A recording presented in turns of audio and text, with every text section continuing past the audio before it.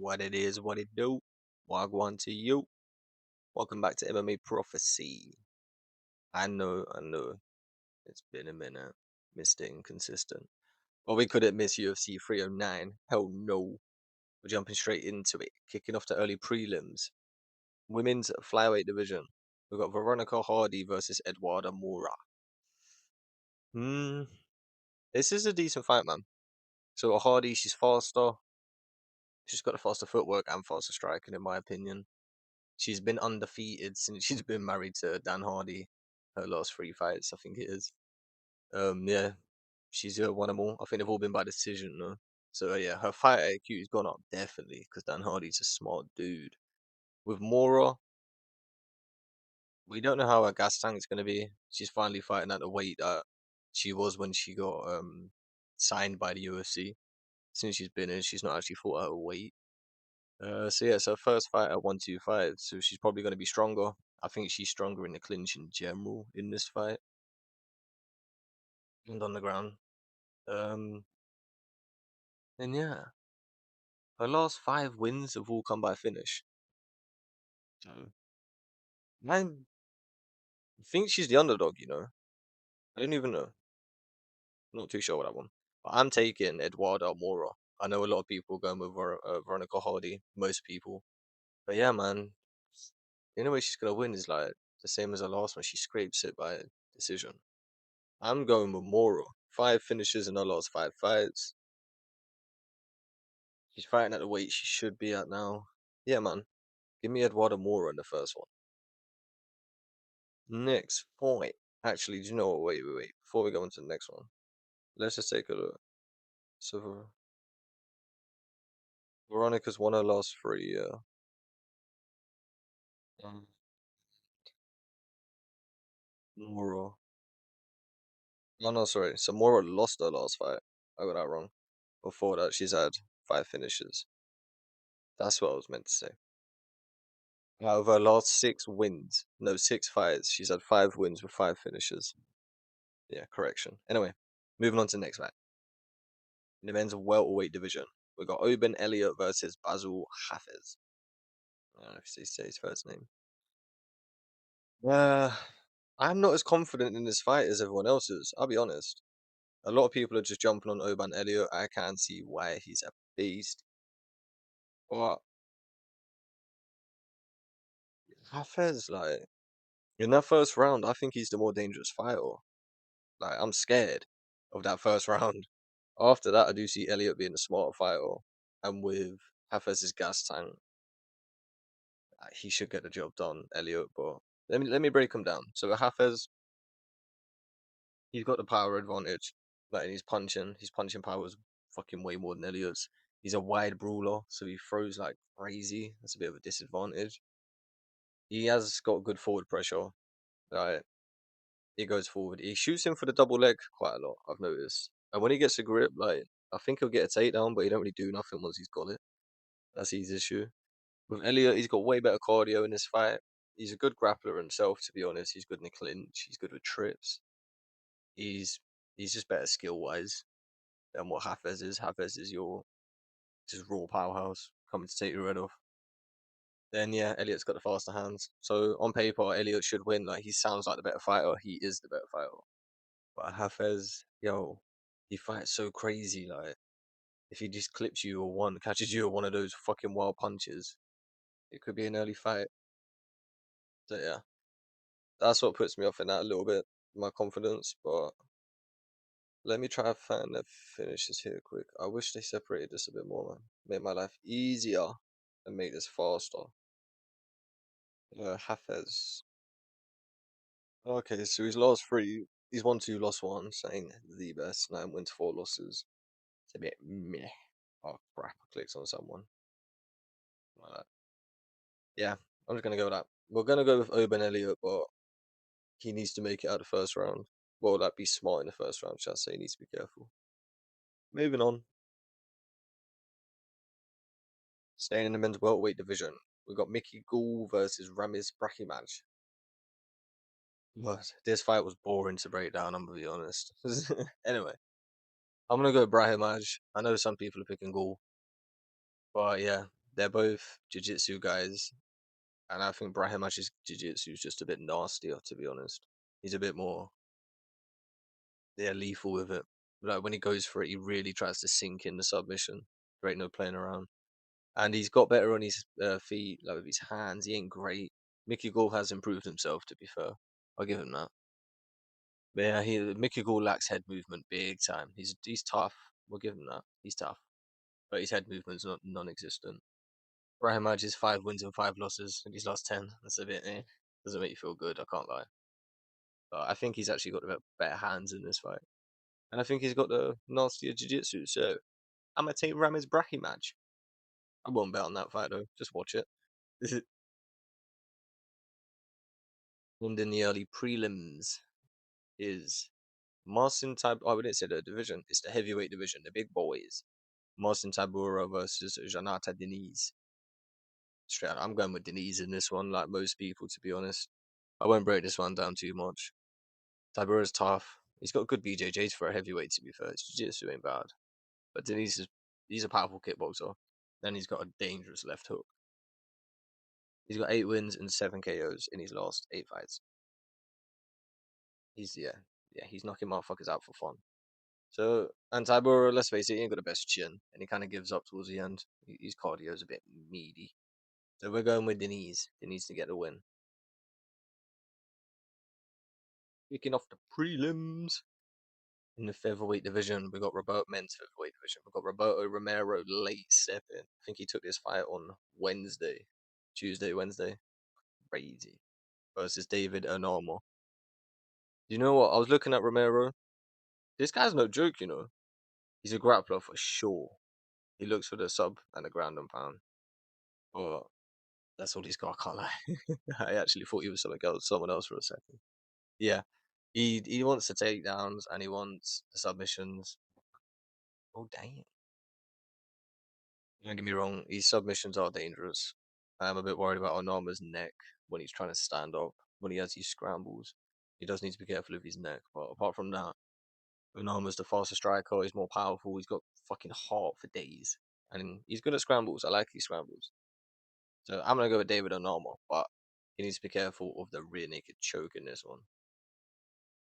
Next fight, we've got one of the old dogs. We've got one of the veterans fighting. We've got Jim Miller versus Damon Jackson. All that hype, and I'm gonna pick Damon Jackson. I can't lie. Miller, man, whenever I think he's like, no, he can't do it. He's too old now. He's had too many fights. He fucking does it. So I'm always a bit risky going against him. And he's a smart ass striker now. Like he's just a smart MMA fighter in general. And he's got dangerous BJJ. But I don't know, man. Jackson's finally moved up in weight, which is about time. He's got a good BJJ himself, like good BJJ defense, sorry, so it matches up decent against Miller. And he's got better cardio in this one, just down to age, I think, personally. So I'm gonna go with Damon Jackson, but Jim Miller's a dog. We all love Jim Miller, big him up. But Damon Jackson to get a win. God, this next fight. I doubt I'm gonna watch this next fight. I'll probably take a fucking snack break or something. In the men's middleweight division, we got Chris Weidman versus Eric Anders. Bro, do you know? I didn't even look at their last 5 fights in this one. I'm gonna go with Eric Anders. And again, I'm surprised that loads of people are going with Chris Weidman. I'm gonna be real. Where is Chris Weidman's name, my people? There we go. Yeah, he won his last fight. I don't know if that's why people are a bit hyped because he did look alright to be fair, but he lost to 2 before that, and then won and then lost. But yeah, where's Anders? 'Cause I'm not a fan of either of these fights. I'm gonna be real. Damn, these ain't much different. Win, loss, loss. See why they put this fight together. Yeah, I'm going to get Eric Anders. I think he's going to get a knockout in this. How many? Because he doesn't fight like he wants a flipping knockout. I don't know methods. Like he's such a big guy, and he looks like he's going to throw hands, but he don't. And his gas tank is a myth. Let's be real. Eric Anders, 62% of his fights have been finished. 56% by knockout, and he's 6% jiu-jitsu. Mad. Was he only had like one finish by BJJ. Yeah, he's acting like he knocks people out for fun. And to be honest, I can't remember the last time he did knock someone out. Chris Weidman, his finish rate's pretty bad, to be fair. Yeah. Let me go on some more stats. Because honestly, I don't even know who's gonna pick, who's gonna win this fight. I couldn't care less. I'm gonna go with, yeah, we're gonna stick with it. I'm gonna go with Eric Anders to get the job done. But yeah, don't bet on this fight, people. Even though I'm quite confident he should win. Moving on to the men's bantamweight division. Jonathan Martinez versus Marcus McGee. This fight's gonna be juicy. So Martinez has got some of the nastiest leg kicks in the UFC. And then his kicks in general ain't too bad. But that is that leg kick that's more dangerous. But you know what I don't like about him? When he steps backwards, he drops his right hand. Is it his right he drops? Yeah. He drops his right hand every time. Sometimes he drops his left and his right. But if you watch it every time he steps back, so when they're about to engage, he steps back, right hand drops. Dude, you don't want to be dropping no hands against McGee. Because that's the last thing you'll do. Now, Martinez, yeah, the only way I see him winning it is through kicks instead on the outside being smart. Like he's gonna grapple. McGee's gonna be the stronger grappler. McGee's counter straight is really good. He's got a better boxing. He's got the faster hands, in my opinion. But Martinez has definitely got the faster kicks. He's got 100% finish rate in all his wins. His fights don't go to decisions. We like that. But you know what? Even though he's tough, his leg will be open. I know he ain't gonna do much about them leg kicks apart from trying to just be a fucking ball and walk for him. I don't know. I don't know how I feel about that. But I have more confidence in McGee's hands than I do Martinez's chin, so I'm gonna go with what? Marcus McGee to get a win. And I think he's gonna finish this fight. Like I said, his wins don't go to the distance. I don't see him starting a Marcus McGee to get the job done. The feature prelim fight. In men's lightweight division, we got Mauricio Ruffy. I say Ruffy. Ruffy's weird. Versus James Lontop. James. Again, do you know what with this fight, yeah? James Lontop's record deceives him as a fucking fighter. This guy's got nasty Muay Thai. Like, I'm a little bit nervous for Mauricio in this one.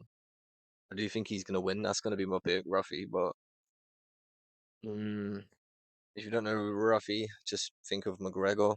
Only McGregor. He's got a very similar stance, like karate, bouncing on your toes style. He's got one shot power. The straight is naughty. He's also got 100% finish rate. Mud. And yeah, his stance resembles McGregor, like I said. Now Lontop, decent chin, man. He does load up his punches, like so he's quite predictable. That's like gonna go Mauricio's favor with his speed and counter ability, but Lontop's dangerous in the clinch, man. Like I said, that Muay Thai when he's in the clinch with the elbows, but on the outside with the kicks, but Muay Thai style kicks. Damn, Mauricio needs to be smart and careful in this fight. You could see an upset. I ain't confident like everyone else in the flipping world, but I want to go with Mauricio Ruffy, aka Conor McGregor 2.0, to get his job done in this one and get a win. Moving on. Kicking off the main card. We're going with Edward. Ooh. Okay, we're not allowed. Okay. Kicking off the main card. Karine Silva versus Vivian Arujo in the women's flyweight division. Now, Arujo, she got fast hands, man. She's decent in the clinch, and she knows a bit of BJJ. Karine Silva, grappler, explosive, jiu-jitsu, finished 17 out of 18 wins. She's that gal. She a beast, I can't lie. However, I'm pipping. I'm picking Vivian Arujo to get the win in this one. I'm just double checking. I am. I'll go with Arujo, man. Similar to the last fight, like Arujo's faster. She needs to be faster. She needs to stay on the outside. Every now and then go in the clinch because she's pretty good in the clinch. And then yeah, break away and do the same thing. Stay on the outside, jabber, kicker, combos. if she does get taken down, like I said, I'm confident enough that Jiu-Jitsu should hold out. The only thing that worries me is Silver's strength. She could just manhandle Arujo because she's not like the biggest woman. She's quite athletic. But I don't know, man. When I was looking at it, like I went into it thinking Silver before looking at the recent, like just watching some recent highlights. And then yeah, as soon as I started, I was like, Arujo looks like the better fighter, just from what I'm seeing. And I've seen them both fight quite a few times, but yeah, man. Like when I was just piecing the fighters together in my head, I just think Arujo is going to be faster, and that's going to make a difference because they'll be pretty okay on the ground, I guess. Like I said, I'm worried about the strength of Silver's wrestling, but Arujo's BJJ in my chest, so they should get up. And yeah, I just think she'll do more damage on the feet in the clinch. So Vivian Arujo to get the win in that one. Moving on, men's middleweight division. We've got Bo Nickel versus Paul Craig.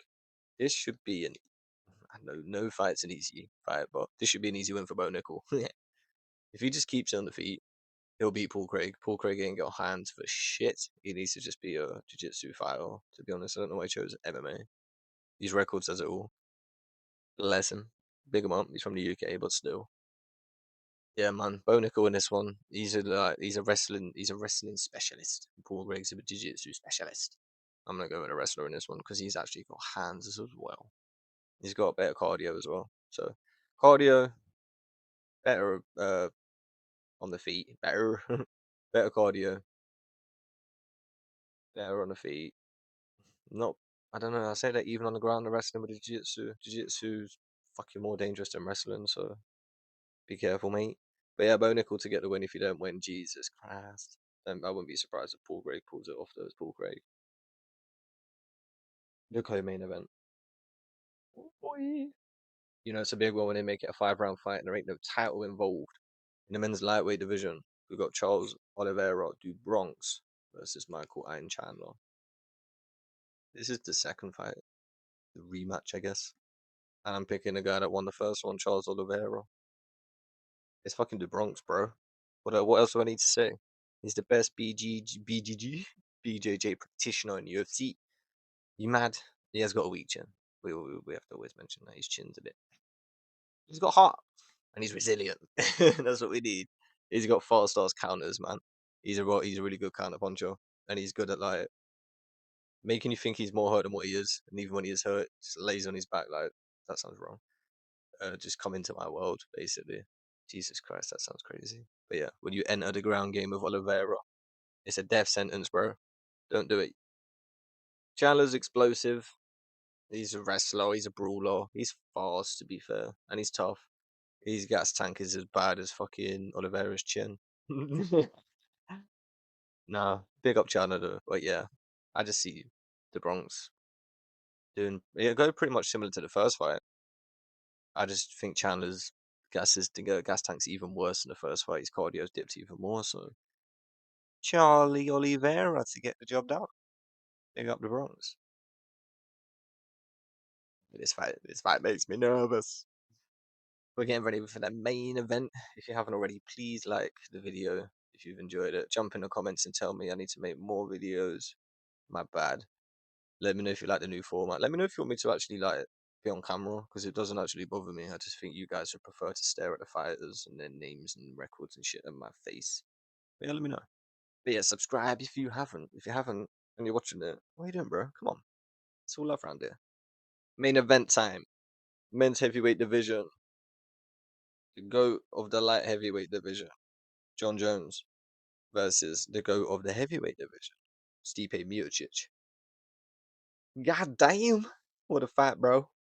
Um, I'm gonna pick John Jones just down to he's got more skills and more fight IQ. But I'm like 60-40, you know. Stipe Miocic, I think he's gonna be like, motherfucker, welcome to my league.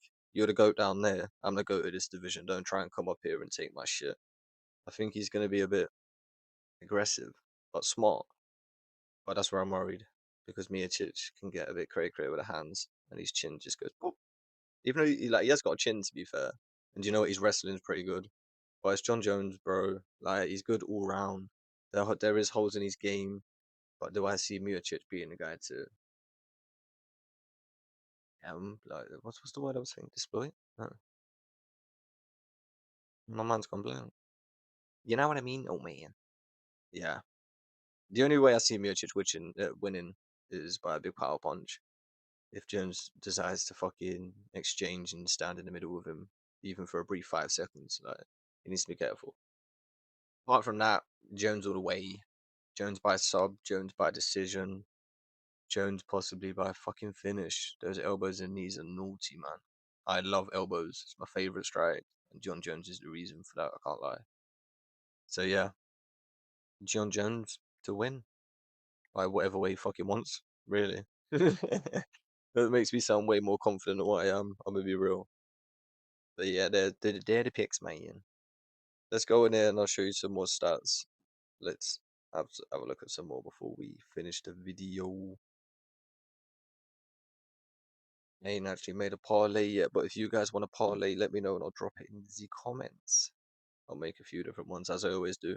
I can even make another video after the weigh-ins if you want. We shall see. Russia Rufi's record is actually cray. He's the only one that's won his last 5 fights. Long Top missed out by one. Oh, sorry, John Jones, obviously. Ugh. That was Marcus McGee. What am I saying? I'm chatting shit. I'm Bo Nickel. Yo, ignore that statement I just made because it was wrong. And Oban Elliott. What am I saying? Anyway, your boy RJ. This is MMA Prophecy. I hope you enjoyed the video. Like, subscribe, comment, all the stuff. You know how the YouTube works these days. But yeah, it's all love. Peace out.